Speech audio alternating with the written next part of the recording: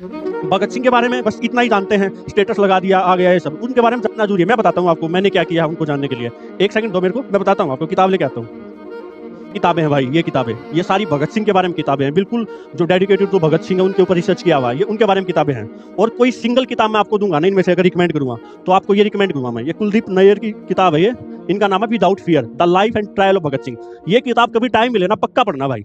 मैं 3-4 बार पढ़ चुका हूँ इस किताब को। और मतलब पहली दूसरी बार जब पढ़ते हो ना आप, मतलब गूज बम्स जो बोलते हो ना, ये थ्रिलर मूवी गूज बम्स जो बोलते हो आप, धुरंधर देखने गए तो गूज बम्स आएंगे।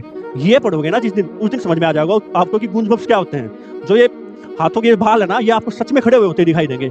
तब आपको पता चलेगा कि रियल लाइफ क्या होती है किसी क्रांतिकारी की। और भगत सिंह कितना महान इंसान था, न कि अपने एक्शन से जो उसने लिए बहादुरी वाले, वो अपने विचारों से क्या वो सोचता था और अपने विचारों पे कैसे अडिग रहता था। और भगत सिंह के हम जैसे लोग, जो हम बच्चे थे ना, वैसा ही बच्चा था, बहुत अलग एक्स्ट्राऑर्डिनरी नहीं था, लेकिन उसका जो माइंडसेट था ना, अडिग रहना, वो अलग था। तो इस किताब को पक्का पढ़ना। किताबें और भी बहुत सारी हैं, लेकिन ये किताब मेरे को सबसे तगड़ी लगी भगत सिंह की पूरी लाइफ के बारे में जानने के लिए। उसके अलावा और भी है, ये तो पॉपुलर है ही, why I am an atheist, ये तो बहुत ही पॉपुलर है।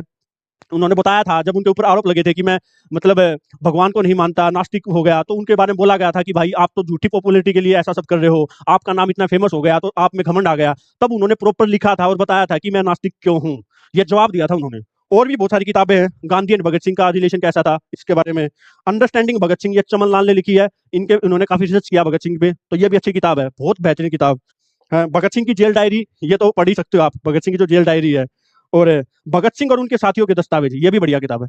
लेकिन इनमें से अगर आप सारी किताबें ना पढ़ पाओ, सबका इतना भी पढ़ने का वो नहीं होता, तो एक किताब पक्का पढ़ना मेरे कहने पे, ये है the without fear the life and trial of Bhagat Singh. पढ़ना, वो 250-300 किताबें पढ़ गया यार, उस इंसान को जानने के लिए हम एक किताब नहीं पढ़ सकते क्या? तो एक किताब पक्का पढ़ना भाई, ये मैं आपको बोलूंगा। और सिलेक्शन के बाद पढ़ना, कभी मजा आएगा आपको, जो सिलेक्शन के बाद फ्री टाइम होता है ना, उसमें अपनी पर्सनैलिटी को ग्रो करना। आपको जब आप कहीं जाओगे तो अपने विचारों को भी दिखाओगे, वो रिफ्लेक्ट होगा। आप बिल्कुल जैसे पढ़ते हो और बहुत ज्यादा मेहनत करके सिलेक्शन ले लेते हो, लेकिन उसके बाद भी लोगों का माइंड सेट सही लेवल पे नहीं पहुंच पाता। एसएससी की क्राउड में बहुत ज्यादा देखता हूँ मैं, ये कुछ लोगों की तो मानसिक विकारता ना बहुत ही अलग लेवल की होती है।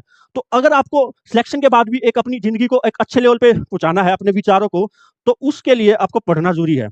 और कुछ लोगों के बारे में पढ़ना चाहिए, उनमें से एक है भगत सिंह। तो ये किताब पक्का पढ़ना, मेरे कहने पे पढ़ना, आपको मजा आएगा। मेरे को आप मैसेज करोगे, मैं सही बता रहा हूँ।